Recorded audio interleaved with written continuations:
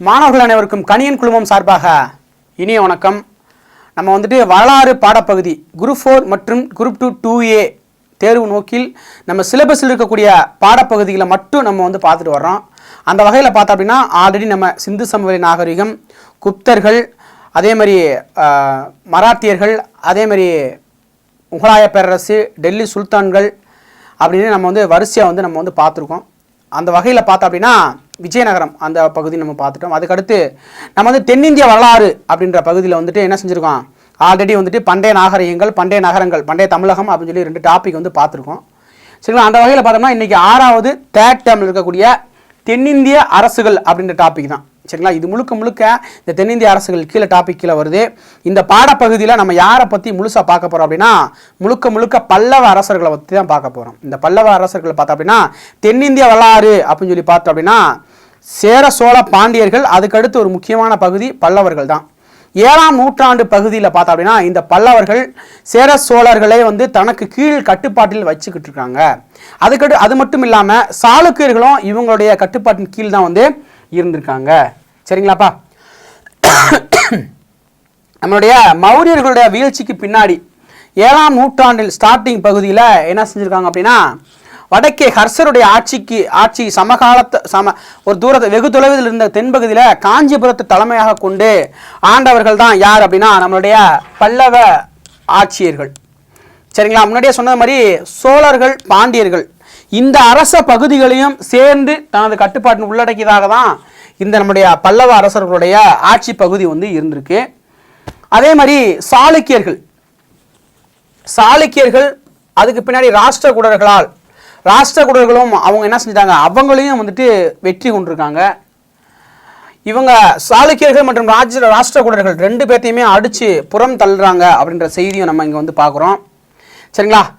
ஏன் என்ன காரணம் அப்படின்னா ஒரு இந்தியாவின் ஒரு பெரும் பகுதியை அடக்கி ஆளக்கூடிய மௌரிய மற்றும் குப்தர்களை போன்ற ஒரு தனி பேரரசு சக்தி எதுவுமே இல்லை அப்போதைக்கு 7ஆம் நூற்றாண்டு பகுதியில்.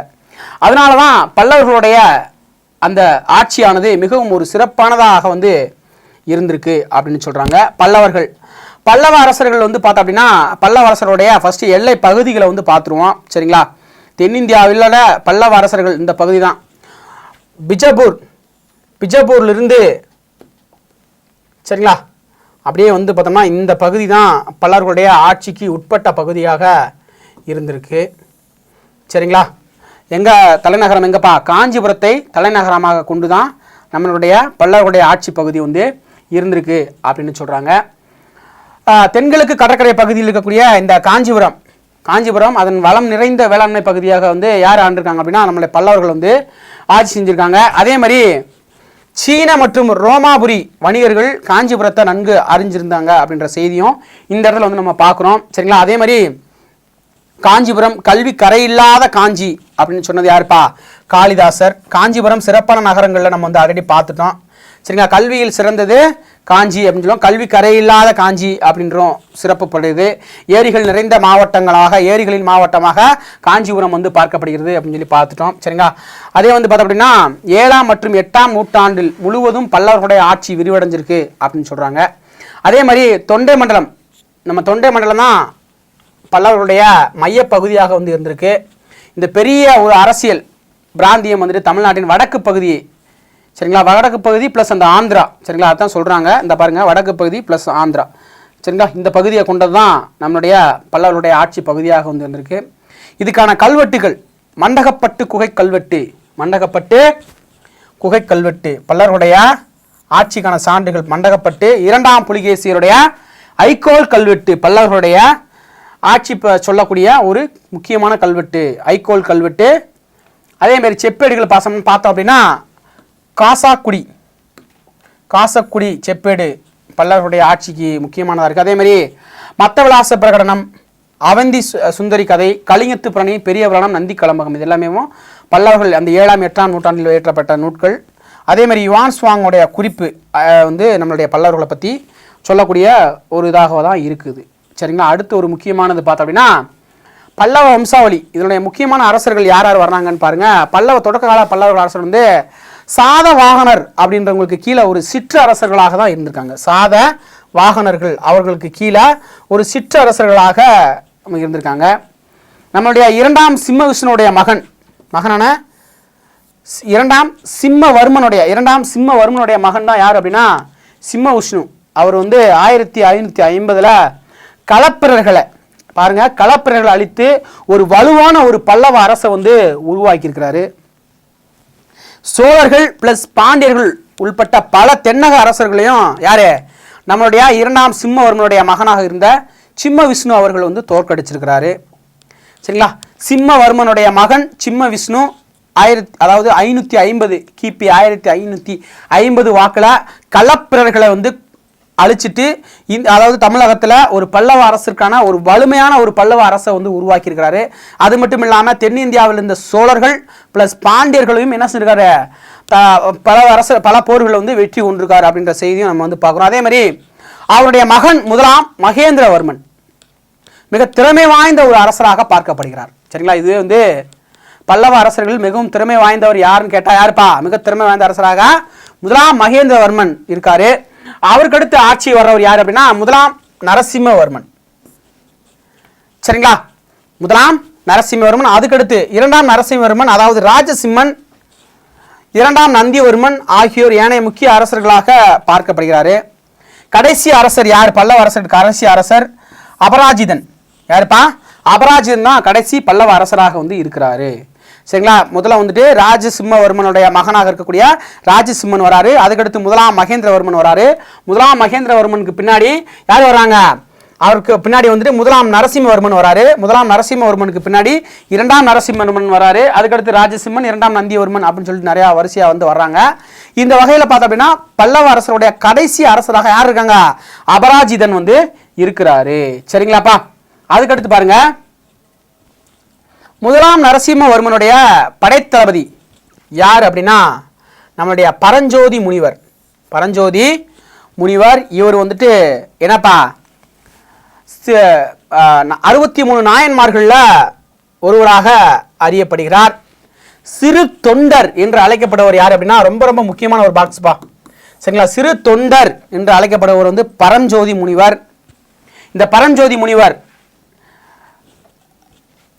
வாதாபி படையெடுப்பில் பல்லவர் படைக்கு தலைமை ஏற்று வந்துட்டு நடைபெற்றிருக்குது.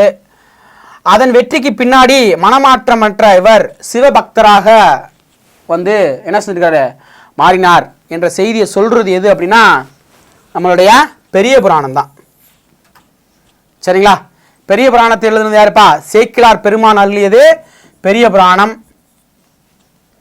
பரஞ்சோதி முனிவர் வந்துட்டு முதலாம் நரசிம்மவர்மனுடைய படையில தளபதியாக இருந்திருக்கிறாரு அப்படின்றது நம்ம வந்து பார்க்குறோம். ஃபர்ஸ்ட் வந்துட்டு மகேந்திரவர்மன் பார்த்தோம் அப்படின்னா பல்லவ ஆட்சியில் ஒரு சிறப்பான பங்களிப்பு செஞ்சவர் யார் அப்படின்னா நம்முடைய மகேந்திரவர்மன்.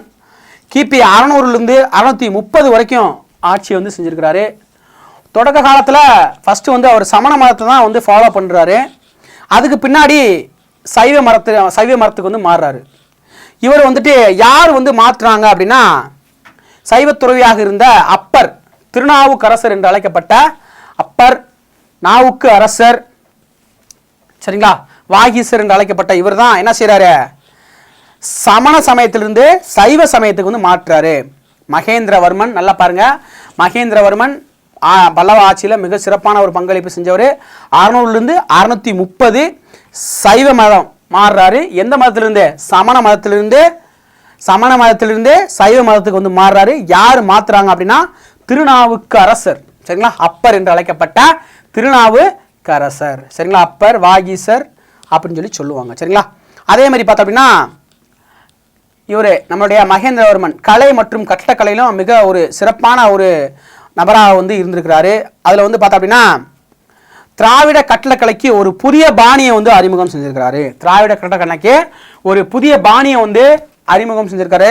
அந்த திராவிட பாணி எப்படி அழைக்கப்பட்டுச்சு அப்படின்னா மகேந்திர பாணி என்று குறிப்பிட்டிருக்காங்க. இந்த மத்த விலாச பிரகடனம் பல்லவர்களுடைய வரலாற்றை அறிவிக்கக்கூடிய ஒரு முக்கியமான நூலாக இருக்கக்கூடிய இந்த மத்த விலாச பிரகடனம் அப்படின்ற நூல், அதாவது குடிகாரர்களின் மகிழ்ச்சி அப்படின்னு சொல்றாங்க இந்த நூலை. சரிங்களா? இந்த நூல்களை வந்துட்டு சமஸ்கிருத மொழியில யார் எழுதியிருக்காங்க? மகேந்திரவர்மன் வந்து எழுதியிருக்கிறாரு.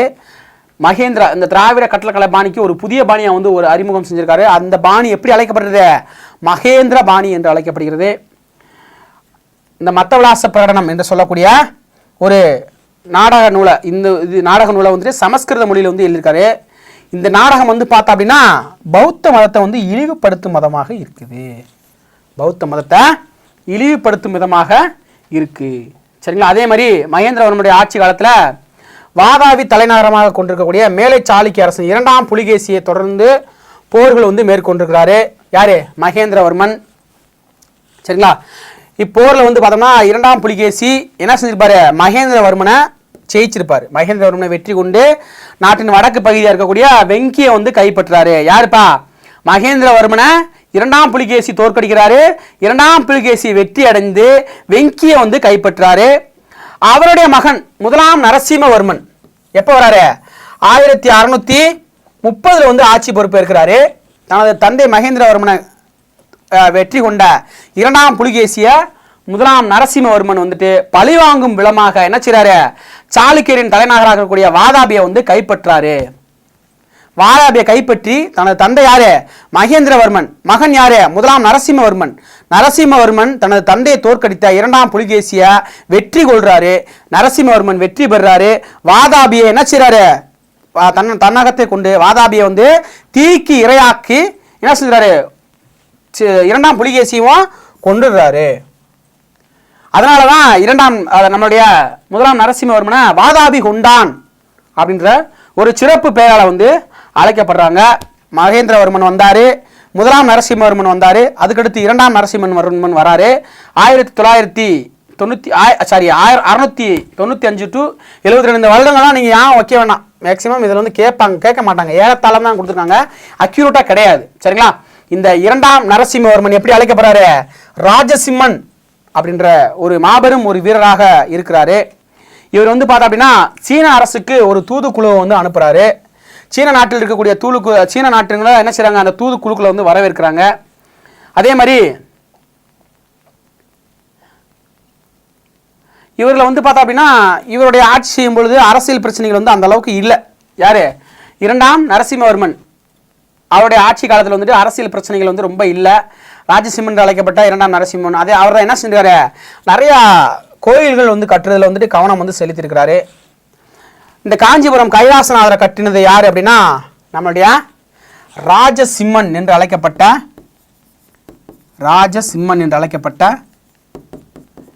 2ஆம் நரேந்திரவர்மன். சரிங்களாப்பா? ரொம்ப ரொம்ப முக்கியமானதுப்பா. சரிங்களா?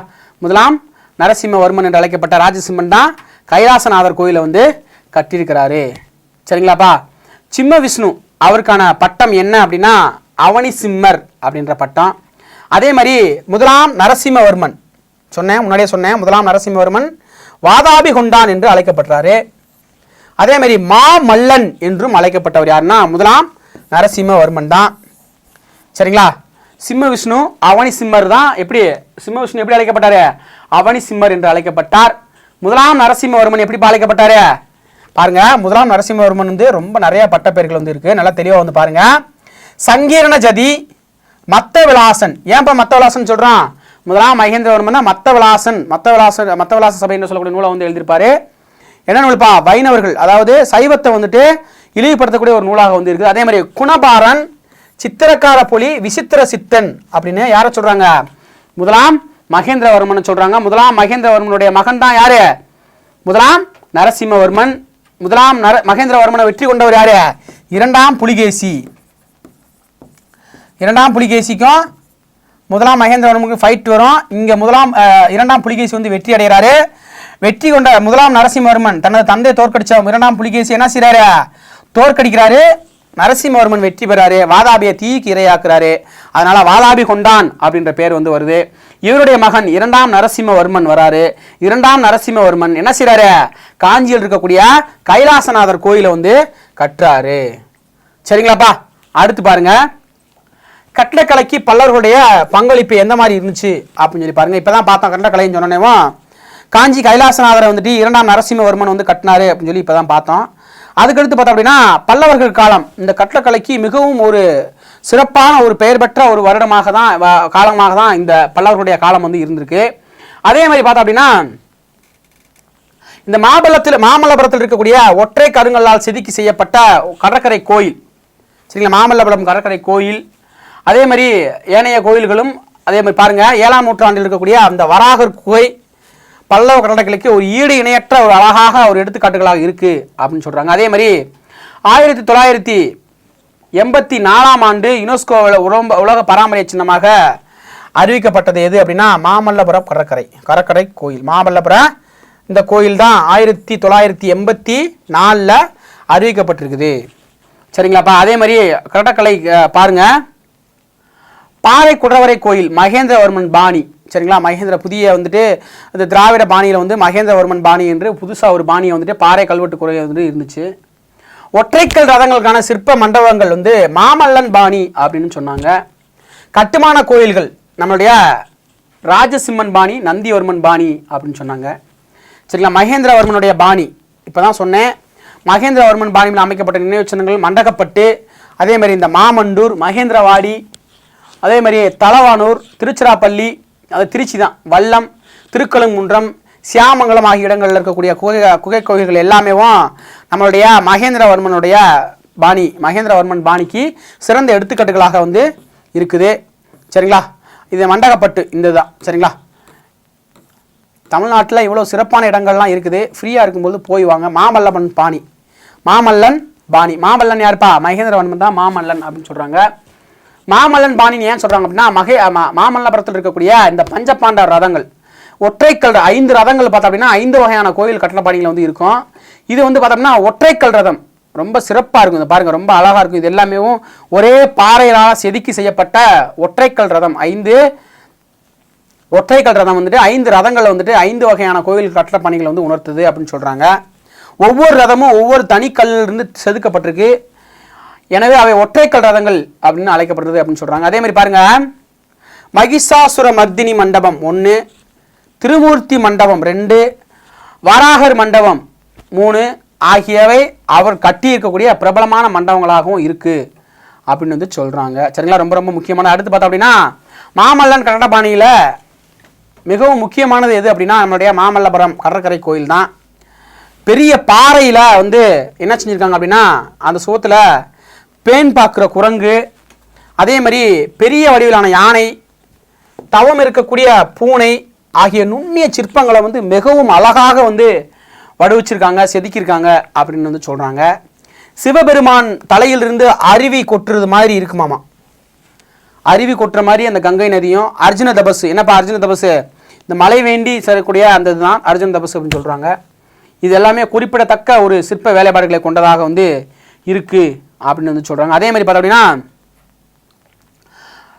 வடிவ சிற்ப வேலைப்பாடுகள்லேயும் பார்த்தோம் அப்படின்னா உலகில் செதுக்கப்பட்ட திறந்த வழி சிற்பங்களில் ரொம்ப பெருசு எது அப்படின்னா நம்மளுடைய மாமல்லபுரம் கடற்கரை கோயில் தான் அப்படின்னு சொல்கிறாங்க. சரிங்களா, இதுதான் அர்ஜுன தபசு, மலை வேண்டி இந்த செய்யக்கூடிய இந்த தான் அர்ஜுன தபசு. சரிங்களா, ஓகே. அடுத்து ராஜசிம்மன் பாணி. சரிங்களா, ராஜசிம்மன் பாணி என அழைக்கப்பட்ட யாருப்பா? ராஜசிம்மன் 2ஆம் நரசிம்மவர்மன் தான். இவர் தான் என்ன சொல்றாரு?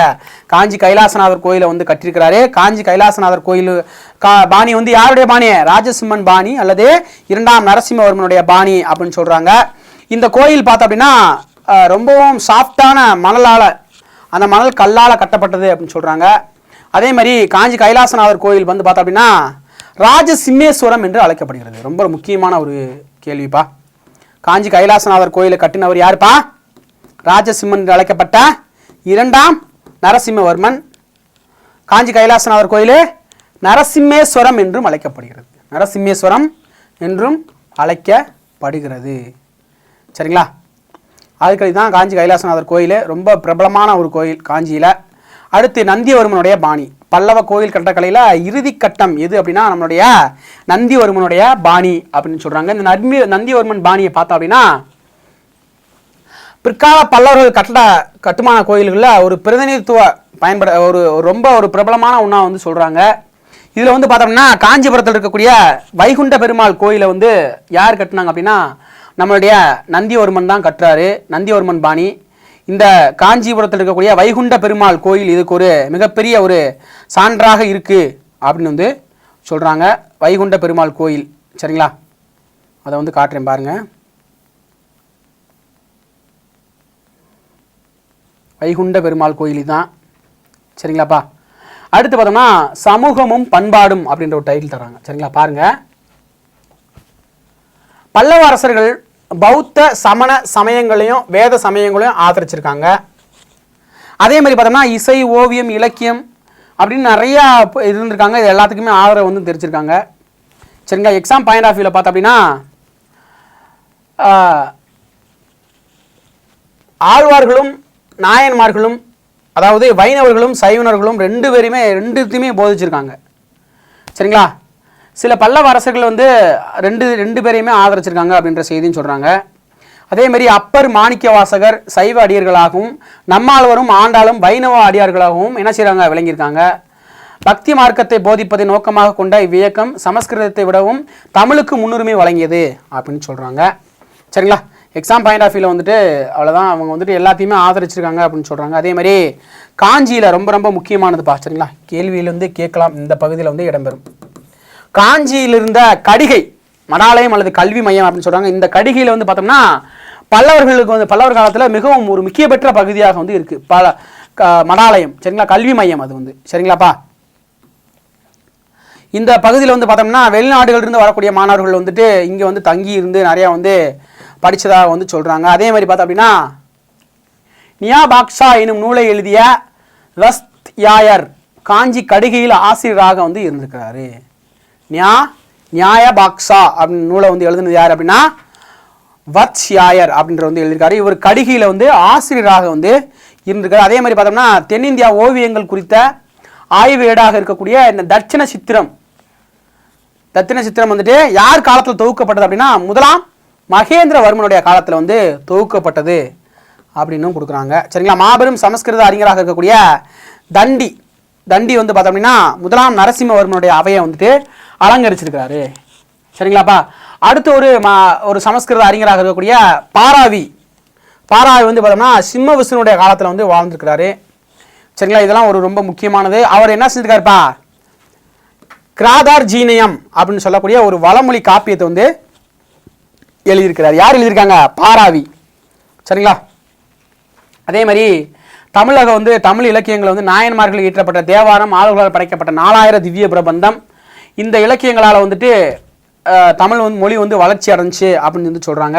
அதே மாதிரி பார்த்தோம் அப்படின்னா 2ஆம் நந்திவர்மனால் ஆதரிக்கப்பட்ட பெருந்தேவனார் மகாபாரதத்தையும் பாரத வெண்பா என்னும் பெயரில் வந்து தமிழில் வந்து மொழிபெயர்த்திருக்கிறாரு.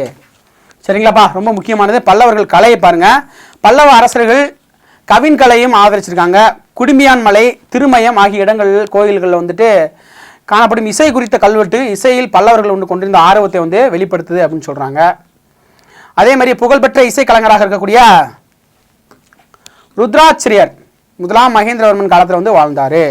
முதலாம் மகேந்திரவர்மன் ரொம்ப முக்கியமானவர் பா. சரிங்களா, நிறையா வந்து முதலாம் மகேந்திரவர்மன் வருவார். சரிங்களா, முதலாம் மகேந்திரவர்மன் காலத்தில் தான் யார் வாழ்ந்தாங்கன்னு சொன்னாங்கப்பா, நம்மளுடைய தமிழ் இலக்கிய வளர்ச்சிக்கு வந்துட்டு இந்த நாயன்மார்கள் இவங்களாம் இருந்தாங்கன்னு சொல்லி பார்த்தோம். முதலாம் மகேந்திரவர்மன் காலத்தில் வந்து பார்த்தோம்னா யார், இந்த தட்சிண சித்திரம் தான் முதலாம் மகேந்திரவர்மன் காலத்தில் தான் தொகுக்கப்பட்டுச்சு அப்படின்னு சொல்கிற கருத்தையும் நம்ம வந்து இந்த இடத்துல மறுபடியும் ஞாபகப்படுத்துகிறோம். ஓகேங்களா, அடுத்து வந்து பார்த்தோம் அப்படின்னா அடுத்து எக்ஸாம் பாயிண்ட் ஆஃப் வியூவில்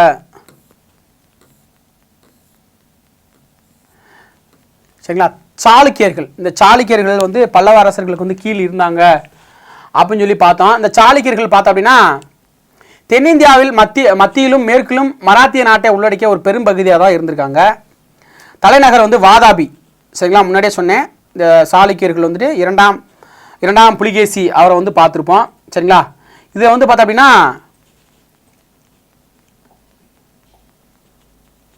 இந்த சுதந்திர அரச மரபுகளாக செயல்பட்ட வந்த வாதாபி சாளுக்கியர்கள் வெங்கி சாளுக்கியர்கள், அதாவது கீழே சாளுக்கியர்கள், கல்யாணி சாளுக்கியர்கள் என்று 3 வகையாக வந்து பிரிக்கிறாங்க. வடக்கே வந்து ஹர்ஷருடைய பேரரசும், தெற்கே பல்லவ நாடும், கிழக்கே கலிங்கமும் அதாவது ஒடிசாவும் சாளுக்கியர்களுடைய எல்லையாக வந்து இருந்துச்சு. இவங்களுக்கான சான்றுகள் பார்த்தா அப்படின்னா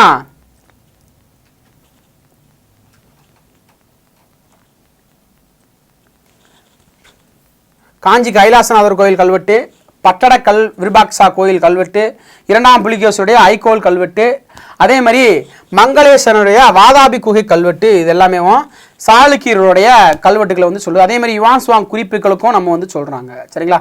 அதில் வந்து பார்த்தோம்னா வாதாபி சாளுக்கியர், இதில் வந்து முதலாம் புலிகேசி வந்துட்டு பிஜப்பூர் மாவட்டம் பட்டடக்கல் வந்து ஒரு குறுநில மன்னராக வந்து இருக்கிறாரு.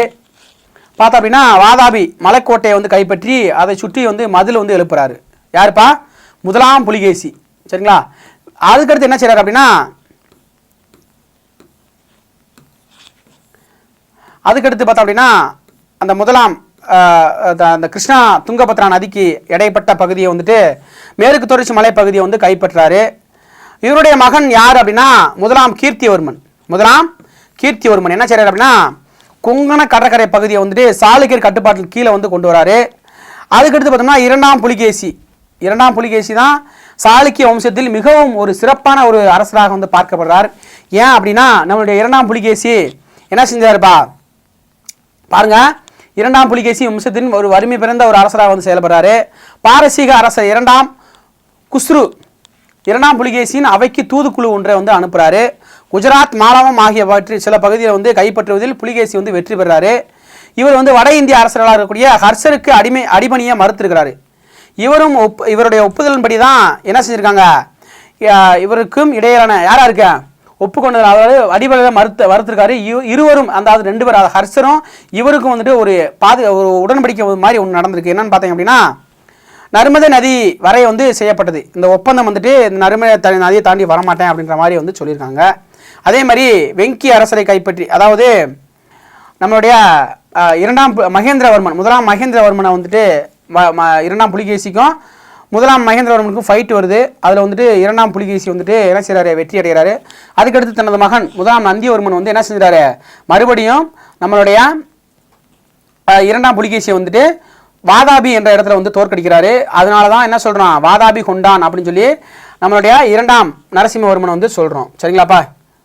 ஓகே. அடுத்து வந்து பார்த்தோம் அப்படின்னா இந்த பாக்ஸ் ஐகோல் கல்வெட்டு. இக்கல்வெட்டு பார்த்தோம் அப்படின்னா ஐகோல் இருக்கக்கூடிய பகல்கோட் மாவட்டம் கர்நாடகாவில் வந்து இருக்குது ஐகோல் கல்வெட்டு. அதே மாதிரி ஐகோலில் இருக்கக்கூடிய மேகுதி கோயில், இந்த கோயில் பேரே மேகுதி கோயில். இந்த கோயில் இருக்குது. இது வந்து சாளுக்கிய அரசு இரண்டாம் புலிகேசி அவைக்கள புலவராக இருந்த ரவிகீர்த்தி என்பவரால் சமஸ்கிருத மொழியில் எழுதப்பட்டது. சரிங்களா? ஐகோல் கல்வெட்டு ரவிகீர்த்தி என்று சொல்லக்கூடிய இரண்டாம் புலிகேசினுடைய அமைச்சரால் இருந்து எழுதப்பட்டுச்சு. இந்த கல்வெட்டு வந்து ஹர்ஷருடைய இரண்டாம் புலிகேசியால் தோற்கடிக்கப்பட்டதை வந்து குறிப்பிடுகிறது. ஹர்ஷவர்தனால் இரண்டாம் புலிகேசியால் ஹர்ஷரை வந்து இரண்டாம் புலிகேசி தோற்கடிக்கப்பட்டதை வந்துட்டு இந்த கல்வெட்டுக்கு சொல்லுது அப்படின்றதையும் நமக்கு வந்து இந்த இடத்துல வந்து சொல்கிறாங்க. சரிங்களா? அதுக்கடுத்து பார்த்தோம்னா இரண்டாம் புலிகேசி தன்னுடைய சகோதரர் விஷ்ணுவுக்கு வழங்கினார் அப்படின்னு சொல்கிறாங்க. சரிங்களா? இது வந்து எக்ஸாம் பாயிண்ட் ஆஃப் வியூவில் அடுத்து முக்கியமானது எது பார்த்தோம் அப்படின்னா பல்லவர்கள் தக்காணத்தை சூதாடி வாதாபியை வந்து கைப்பற்றினாங்க அப்படின்னு சொல்கிறாங்க. அதனால் மறுபடியும் சாளுக்கியர்கள் வந்து அதை மீட்டுறாங்க அப்படின்னு சொல்கிறாங்க. சரிங்களா? வேலை என்ன கல்யாணி சாளுக்கியர் மேலே, அதாவது கீழே சாளுக்கியர்கள் மேலே சாளுக்கியர்கள் அப்படின்னு 2 டைப்பில் வந்து வர்றாங்க. இந்த கீழே சாளுக்கியர்கள் வந்து எக்ஸாம் பாயிண்ட் ஆஃப் வியூவில் ரொம்ப முக்கியமானவங்க. சரிங்களா? அவங்கள வந்து தெளிவாக வந்து பார்த்துக்குங்க. வேறு எக்ஸாம் பாயிண்ட் ஆஃப் வியூவில் பார்த்தோம் அப்படின்னா கடற்கலையில் வந்து பார்த்தோம் அப்படின்னா சாளுக்கியரோட பங்களிப்பு வந்து சொல்கிறாங்க. இந்த பாதாமி குகை கோயில் சாளுக்கியர்களால் உருவான ஒரு முக்கியமான ஒரு குகை கோயில். இவர்கள் பார்த்தோம் அப்படின்னா தென்னிந்திய திராவிட மற்றும் வட இந்திய நாகார கட்டடப்பாணி ரெண்டுமே கலப்பு வந்து செஞ்சு வந்து கட்டடப்பணிக்கு வந்து செஞ்சுருக்காங்க. சரிங்களா? அதுக்கடுத்து முக்கியமானது எக்ஸாம் பாயிண்ட் ஆஃப் வியூவில் பார்த்தோம் அப்படின்னா சாளுக்கியர்கள் பெரும் எண்ணிக்கையிலான குடவரை கோயில் வந்து கட்டியிருக்காங்க. கட்டுமான கோயில்கள் கட்டி விஷ்ணு, சிம்மன், பிரம்மா ஆகிய கடவுளுக்கு வந்து அர்ப்பணிச்சிருக்காங்க. சரிங்களா? அதையும் இந்த இடத்துல வந்து சொல்கிறோம். அதுக்கடுத்து பார்த்தோம்னா அஜந்தா, எல்லோரா, நாசிக் இடங்களில் வந்து அவங்களுடைய குகை கோயில் வந்து இருக்கிறதா வந்து சொல்கிறாங்க. சரிங்களாப்பா? அடுத்து வந்து பார்த்தோம்னா வாதாபியில் இருக்கக்கூடிய குகை கோயில் அந்த சேஷநாதர் மீது சாய்ந்திருக்கும் விஷ்ணு. சரிங்களா? வாதாபியில் இருக்கக்கூடிய குகை கோயில்களில் இந்த சேஷநாதன் மீது அமைந்திருக்கக்கூடிய விஷ்ணு கோயில், விஷ்ணுவின் வாராகா, இந்த நரசிம்மா, அதாவது என்னன்னா அந்த பாதி சிங்கம் பாதி மனிதனுடைய இந்த இது எல்லாமே இவங்களால், அதாவது சாளுக்கியர்களால் செதுக்கப்பட்ட ஒரு முக்கியமான இதுன்னு சொல்கிறாங்க. அதே மாதிரி பார்த்தோம்னா குருவாட்டியில் இருக்கக்கூடிய மல்லிகார்ஜுனா கோயில், பகலி என்னும் இடத்துல இருக்கக்கூடிய கல்லேஸ்வரம் கோயில், சரிங்களா. இது எல்லாமே சாளுக்கியர்களுக்கு சொந்தமான ஒரு இடமாக தான் வந்து பார்க்கப்படுகிறது. சரிங்களா. இது எல்லாமே அவங்களுடைய வேலைப்பாடுகள் எல்லாத்தையுமே இங்கே வந்து நம்ம வந்து பார்க்கலாம். அதுக்கடுத்து பார்த்தோம்னா இந்த பட்டக்கல், யுனெஸ்கோ உலக பாரம்பரிய சின்னமாக பட்டக்கல் வந்து கர்நாடக மாநிலம் வந்து பாகல்கோட் மாவட்டத்தில் இருக்கக்கூடிய ஒரு சிற்றூர் தான். அங்கே வந்து பார்த்தோம்னா 10 கோயில் இருக்காமா. சரிங்களா. 10 கோயில் வந்து இருக்குது. அவருக்கு 4 வந்து பார்த்தோம்னா வட இந்திய பாணியில் நாகாரா பாணியில் வந்து இருக்குது. வட இந்திய பாணி என்ன பாணிப்பா? நாகாரா பாணி. தென்னிந்திய பாணி 6 தென்னிந்திய கோயில் வந்து திராவிட பாணியில் வந்து கட்டப்பட்டிருக்கு அப்படின்னு சொல்கிறாங்க. அதே மாதிரி விருபாக்சா கோயில் இருக்கக்கூடிய இந்த சங்கமேஸ்வரா கோயில் வந்துட்டு திராவிட பாணியிலையும், இந்த பாப்பநாதர் கோயில் வந்து நாகார பாணி, அதாவது வட இந்திய பாணியில் வந்து இருக்குது அப்படின்னு சொல்கிறாங்க. விருபாக்சா கோயில் வந்து காஞ்சி கைலாசநாதர் கோயிலில் மாதிரியாக கொண்டு கட்டப்பட்டிருக்கு. இக்கோயில் கட்டுமானம் வந்து காஞ்சிபுரத்திலிருந்து வரவழைக்கப்பட்ட சிற்பிகள் வந்து ஈடுபட்டதாக வந்து நமக்கு வந்து சொல்கிறாங்க. சரிங்களாப்பா? ஓகேங்களா. அடுத்து வந்து பார்த்தோம் அப்படின்னா நமக்கு வந்து பல்லவர்கள் ப்ளஸ் சாளுக்கியர்கள். சரிங்களா. கீழே சாளுக்கியர்கள் ரொம்ப முக்கியமானவங்க அப்படின்னு சொல்லி பார்த்தோம். சரிங்களா. பல்லவர்கள் வந்து நம்ம வந்து தெளிவாக வந்து பார்த்துட்டோம். சரிங்களா. ஓகே. இதில் வந்து தென்னிந்திய வரலாறில் பல்லவர்கள் ரொம்ப ரொம்ப முக்கியமானவங்க. சாளுக்கியர்களோட அந்த என்ன இம்பார்ட்டனோ அதை மட்டும் கூட பார்த்துக்குங்க. சரிங்களா. அடுத்து மீண்டும் ஒரு காணொளியில் சந்திப்போம். எங்களுடன் தொடர்ந்து பயணிங்கள். உங்களுடைய வெற்றிக்காக எங்களது கணியன் குழுமம் தொடர்ந்து பயணிக்கும். நன்றி, வணக்கம்.